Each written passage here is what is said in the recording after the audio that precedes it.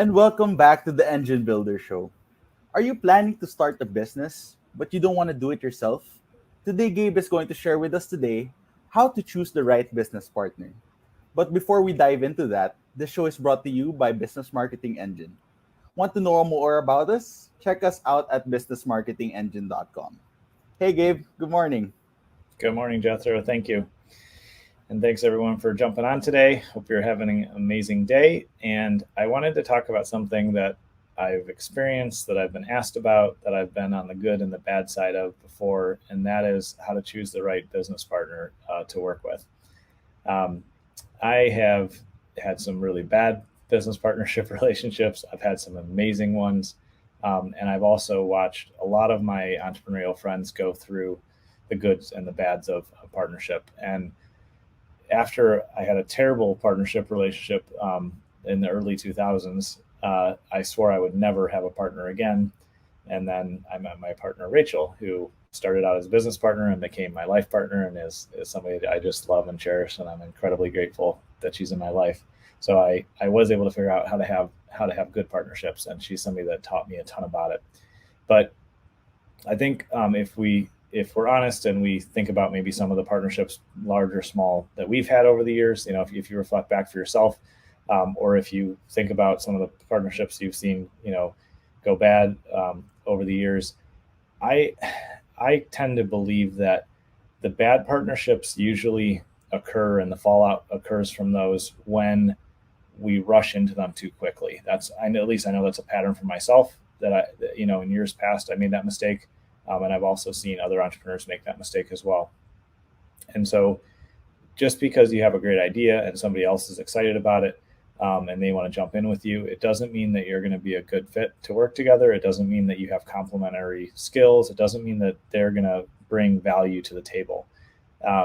And so what often happens is you both get excited about idea, you and another partner or two, and then you jump in, and then after the fact you realize, man, I don't know if I really like working with this person, or their work style is completely different than me.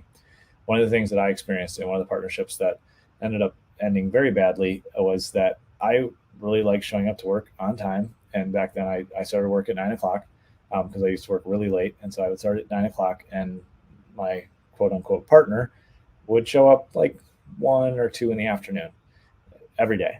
And when I brought it up, they're like, oh, I'll try harder, or I'll try to be here. But what had occurred was from 9 to 1 or 2, so anywhere from 4 or 5 hours, I was doing all the work. I was taking all the phone calls. I was helping support a team member. I was dealing with all the things that came up. And when they showed up, all the problems were kind of solved for the day. And there was 2 or 3 hours left in the day, and nothing got accomplished. And so the more that happened, I was like, man, we're not equally investing in this by any means. We're not both doing the work. It's me doing the work and me doing this. And I felt like it was unbalanced. And when I brought it up, there was no change in behavior. And ultimately, that was a huge driver for why everything fell apart. And I uncovered some really dishonest and unethical things that were also going on inside the partnership. And it ended up being a negative. And I could have avoided that by saying, you know what, we think we want to work together. That's great. Why don't we, for the next 6 months or next year, let's work together, but keep our business entities separate. We can kind of consult for each other. We can just try this out together. We can co-lease an office, or we can we can take a slower approach. And if I would have done that, then I would have determined, they don't work the same way as I do. They have different, ethics than I do. They're not somebody that I want to work with long term. And so slowing down building the partnership relationship, in my experience, is one of the best things to do in figuring out if you want to partner with somebody. Because I was sitting down with somebody that was doing some coaching with me a few years ago, and they wanted to open up a retail shop, and they wanted to bring in a partner. And so I said, let's sit down and meet. And I said, I'll give you my opinion. I'll tell you what I think. Ultimately, it's your choice and your responsibility, but let's just see how things go. So I show up, my client shows up. We're both 5-10 minutes early. We sit down. So we're talking, whatever, and waiting for the other guy to get there. And the other guy doesn't get there on time. And it was I think we were meeting at 4 in the afternoon. And then it's 4:05. I'm like, whatever, 5 minutes, totally get it. I'm not that bad of I'm not that anal about time and showing up on time. I can be, but I was like, all right, this is my client's time, so whatever they want to do. And it ended up being that this other person was like 20 minutes late. And then they were 20 minutes late. They were only there for like 30, 40 minutes, and then they had to leave. And when they left, I said to my client, I said, this guy seems like a great guy, nothing personal. I said, but if we just take a look at the behavior today and you told him this was important to you, he showed up late and he left early. I said, is that the kind of person you want to be in business with? He's like, man, you're right. He's like, no, he's like, I'm just going to do this on my own. And he ended up doing it on his own, and he's been very successful. And he avoided bringing a partner in who wasn't a good fit.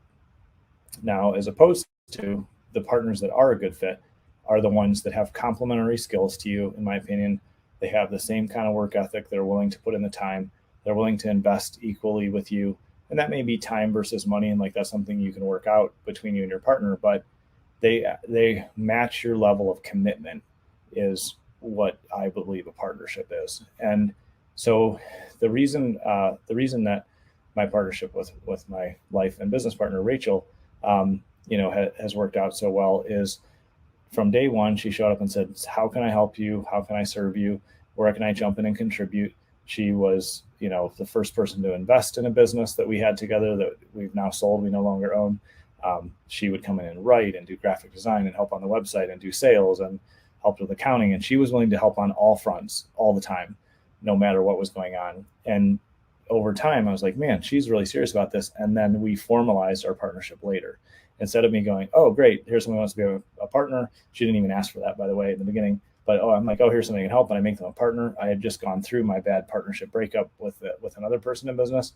Instead, we just chose to work together, figure out what each of us was good at, and ultimately, by time and repetition and consistency, we built that trust that has led to an amazing partnership that I'm incredibly grateful for. And so I would encourage you to slow down creating partnerships, have a trial period, have some conversations, figure out over time if things are going to fit together and work well. And then additionally, ideally find somebody that loves the things that you hate so they can cover them. Like Rachel loves doing the finances and being our controller and just doing a lot of financial work. And while I could probably pull that off, I'm not that good at it, and I hate it, but she loves it. And Rachel can do sales and has done sales for us for many years, but it's not her favorite thing, whereas I love doing the sales. And I love working with our team. And there's things that I love that Rachel can do and has done, but they're just not her sweet spot, and she doesn't enjoy them as much as I do.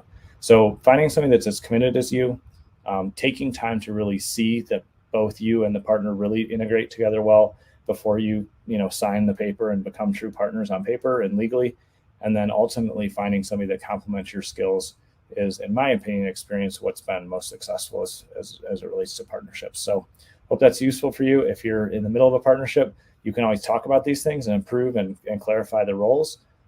Sometimes we have to choose to move on from partnerships. Don't be afraid to do that if things are just really unhealthy or destructive.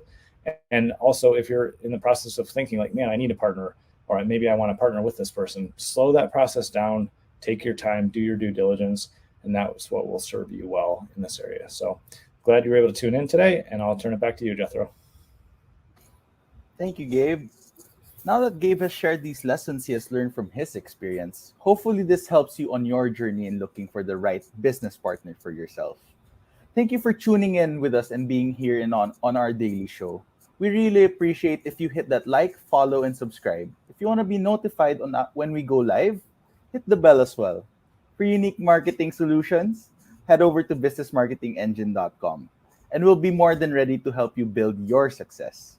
We'll see you again tomorrow. Bye, everybody.